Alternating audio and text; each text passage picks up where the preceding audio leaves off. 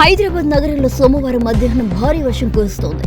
నగరంలోని పలు ప్రాంతాల్లో ఒక్కసారిగా వర్షం దంచుకొట్టడంతో రహదారులు జలమయమయ్యారు. బేగంపేట్, ప్యాట్నీ, యూసఫ్గూడ, అమీర్పేట్, ఎస్ఆర్ నగర్, జూబ్లీ హిల్స్, బంజారా హిల్స్, మాదాపూర్, శేరిలింగంపల్లి, కుత్బుల్లాపూర్, సికింద్రాబాద్, ఎల్బీ నగర్ తదితర ప్రాంతాల్లో మోస్తారు నుంచి భారీ వర్షం కురుస్తోంది. భారీ వర్షాల కారణంగా పలు రహదారులపై నీరు నిలిచిపోవడంతో వాహనాల రాకపోకలు మందగించాయి.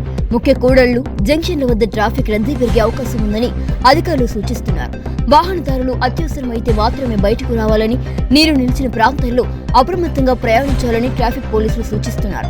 అలాగే తక్కువ ఎత్తులో ఉన్న ప్రాంతాల ప్రజలు కూడా జాగ్రత్తలు పాటించాలని అధికారులు తెలిపారు.